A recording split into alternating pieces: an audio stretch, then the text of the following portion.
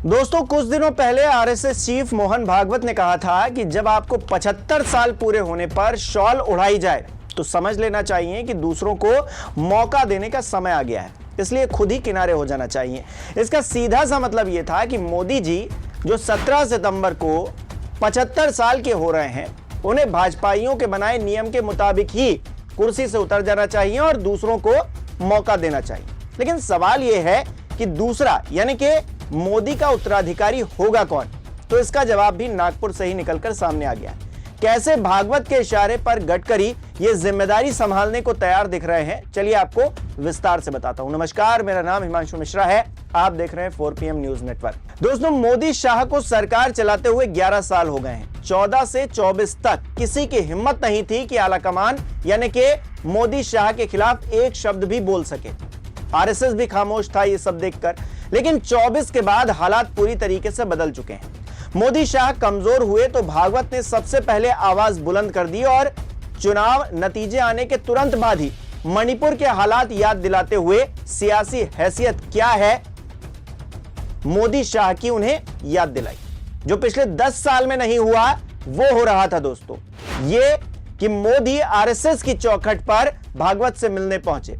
भागवत को भी समझ आ रहा था कि यही मौका है जब अपनी ताकत का एहसास मोदी शाह को करवा दिया जाए। लेकिन भागवत को मोदी के रिप्लेसमेंट के लिए एक चेहरा चाहिए था, एक ऐसा चेहरा जो न सिर्फ मोदी की जगह ले सके बल्कि आरएसएस का वफादार भी हो, विश्वसनीय भी हो। यहां वही बात हुई कि बगल में छोरा गांव में ढिंडोरा, यानी कि नितिन गडकरी।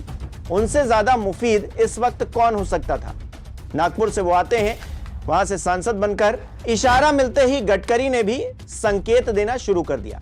इस वक्त बीजेपी सरकार में नितिन गडकरी इकलौते ऐसे मंत्री हैं जो मोदी शाह को लाल आंख दिखा रहे हैं। मतलब साफ है कि भागवत मोदी को कुर्सी से उतारकर गडकरी को जिम्मेदारी देने का मन बना चुके हैं और उसमें चेहरा होंगे नितिन गडकरी, जो कि खुलकर बोल रहे हैं, मंच से बोल रहे हैं, सरकार की खिलाफत कर रहे हैं।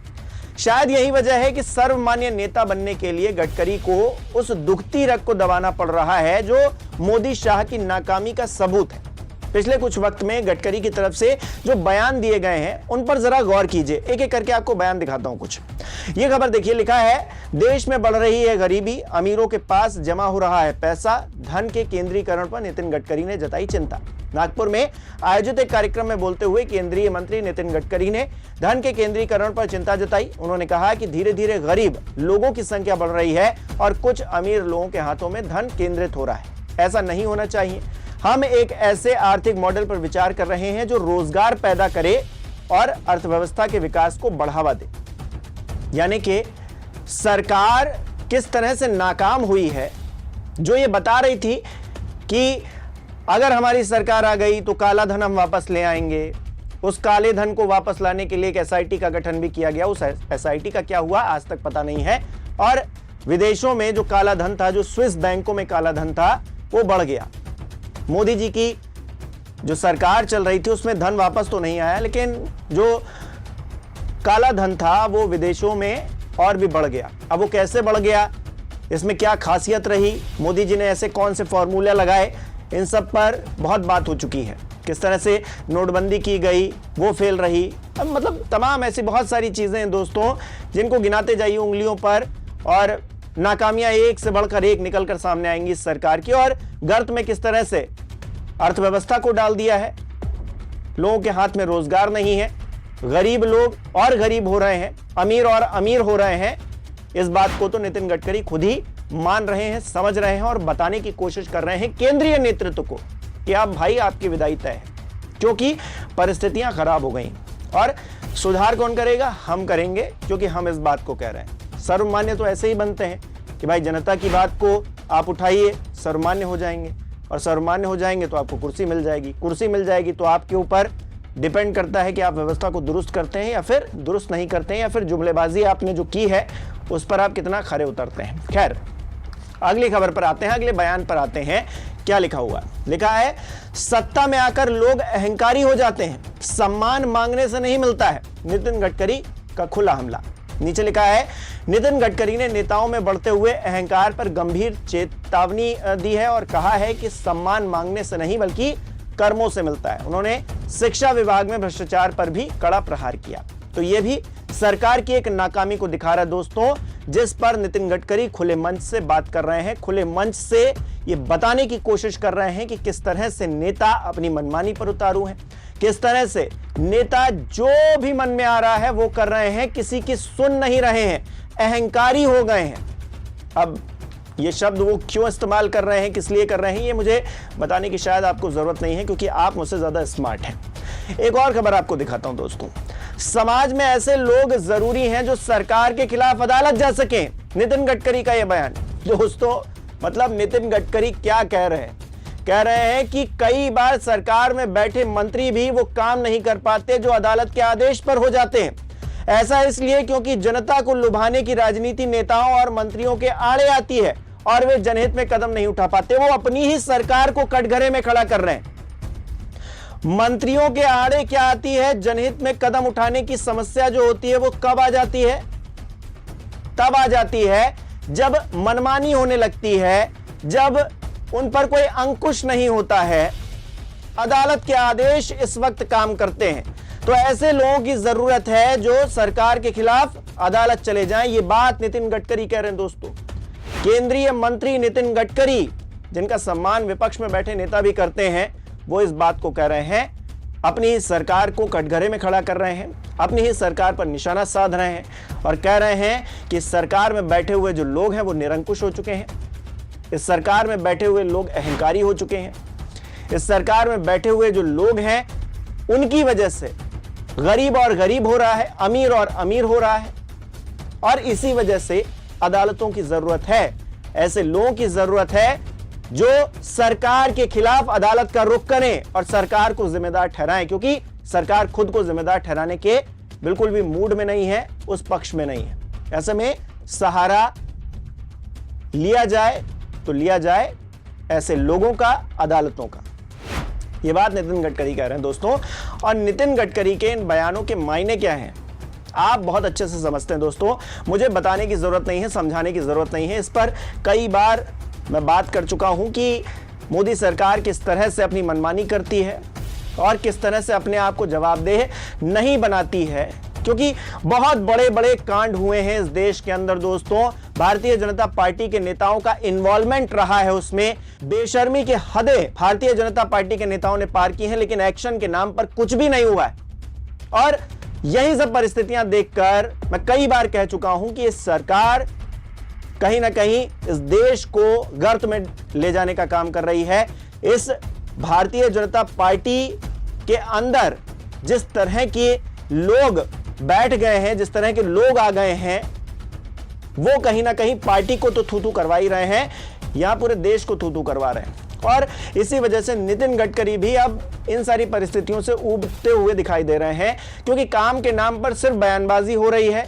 ऐसे ऐसे नेता उजूल फुजूल के बयान देते हैं और कुछ हो नहीं रहा है। कुल मिलाकर जो हो रहा है वो सिर्फ ये हो रहा है कि कुर्सी हमको मिल जाए, लेकिन कुर्सी की चाहत में किस तरह से देश को गर्त में डाल दिया गया है, इस बात को नितिन गडकरी ने खुलकर मन से कह भी दिया है कि गरीब और गरीब हो रहे हैं। अब जाहिर तौर पर मोदी जी को ये सारे बयान अच्छे नहीं लगेंगे, हम सबको अच्छे लग सकते हैं, क्योंकि हम सब उन परिस्थितियों में जा रहे हैं, देख रहे हैं, उनसे रूबरू हो रहे हैं। लेकिन जो लोग एसी कमरों में बैठ रहे हैं, सरकारी पैसे का इस्तेमाल करके अपनी लग्जरी जिंदगी जी रहे हैं, उनको इस बात से फर्क पड़ता है कि इस तरह के बयान आ रहे हैं जिससे उनकी कुर्सी खतरे में पड़ रही है।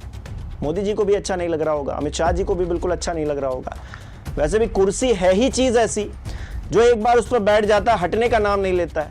पर लोकतंत्र में याद रखना चाहिए दोस्तों, कुर्सी सिर्फ उसी की होती है जो जनता की बात करता है, ना कि खुद की मन की बात करता है हर महीने के आखिरी संडे को। आज नहीं तो कल ये होना ही था दोस्तों। भागवत को भी ये बात अच्छे से पता है कि मोदी जी अब उतने कारगर रहे नहीं हैं। लोकसभा चुनाव के नतीजे हम सबके सामने हैं, किस तरह से फजीहत हुई। 400 पार करते करते बहुमत पार नहीं कर पाए, बहुमत का आंकड़ा नहीं छू पाए। ठीक है, सरकार अभी भी भारतीय जनता पार्टी की है, प्रधानमंत्री नरेंद्र मोदी ही हैं, तीसरा टर्म अपना यूज कर रहे हैं, लेकिन इस टर्म में वो कितने कमजोर हो चुके हैं ये बताने की जरूरत मुझे होनी नहीं चाहिए, क्योंकि पिछले एक साल में बहुत सारे वाकये हो गए हैं। और अब गडकरी जी जिस तरह से हमलावर हैं, और कुर्सी की भी बात आ गई है, 75 साल के भी हो रहे हैं इसी साल, कुछ ही महीने बचे हैं दोस्तों, 75 साल के हो जाएंगे। और पहले 2 टर्म में जिस तरह का रवैया मोदी शाह का आरएसएस को लेकर रहा है, उसके बाद भागवत मौके की तलाश में पहले से ही थे, जो लगता है अब आ ही चुका है। एक तरफ अध्यक्ष को लेकर खींचतान मची हुई है पार्टी के अंदर, तो दूसरी तरफ खुद अब अपनी कुर्सी पर बनाई है नरेंद्र मोदी के। जिस नियम के तहत मोदी ने आडवाणी को किनारे लगवा दिया, अब नंबर उनका आ गया है। बीजेपी कितनी लोकतांत्रिक पार्टी है अब पता चलेगा, क्योंकि अगर मोदी जी नहीं हटे अपनी कुर्सी से और मोदी जी ने ये 75 साल वाला जो फॉर्मूला है खुद पर अप्लाई नहीं किया, तो फिर समझ में आएगा कि किस तरह की तानाशाही ना सिर्फ देश के अंदर चलाने की कोशिश हो रही बल्कि पार्टी में भी चलाने की कोशिश हो रही। जो कि सबसे बड़ी पार्टी कही जाती है, उसमें शीर्ष नेतृत्व अपने तरीके से सब कुछ करना चाहता है, अपनी मनमानी थोपना चाहता है पूरी पार्टी पर, क्योंकि 75 साल का नियम हर किसी के लिए होना चाहिए। आडवाणी जी कोई खास थोड़ी ना थे, वो भी एक आम कार्यकर्ता थे, बड़े नेता बने, अपनी पहचान बनाई उन्होंने, फिर मोदी जी आ गए, उनको रिप्लेस कर दिया, उनको हटा दिया गया।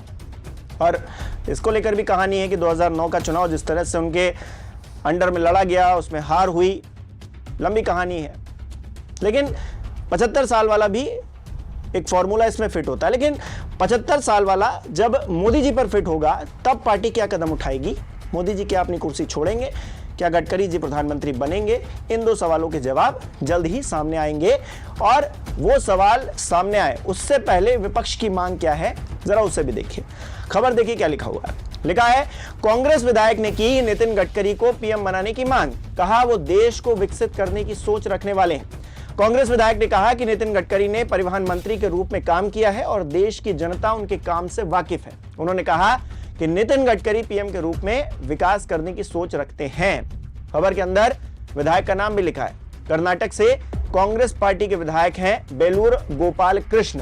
केंद्रीय मंत्री नितिन गडकरी को प्रधानमंत्री बनाने का सुझाव दे रहे हैं। शिमोगा जिले की सागर विधानसभा सीट से 3 बार के विधायक रह चुके हैं। उनका कहना है कि अगर प्रधानमंत्री नरेंद्र मोदी 75 साल की उम्र में पद छोड़ दें तो गडकरी उनके आदर्श उत्तराधिकारी होंगे।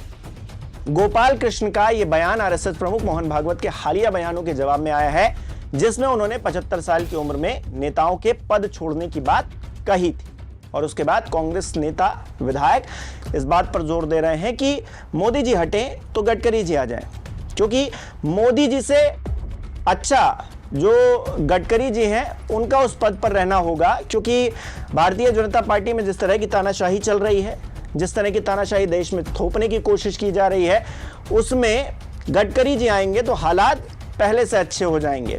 ये विपक्ष के नेता भी मान रहे हैं। तो अब देखिए क्या होता है आने वाले समय में। गडकरी जी क्या प्रधानमंत्री बनते हैं, और प्रधानमंत्री अपनी कुर्सी अगर नहीं छोड़ते हैं तो क्या परिस्थितियां बनेंगी, इसको लेकर आने वाले वक्त में बात करेंगे। आपको ये वीडियो कैसा लगा हमें कमेंट करके जरूर बताइए। लाइक कीजिए, शेयर कीजिए और हमारे चैनल को सब्सक्राइब नहीं किया है तो वो भी कीजिए।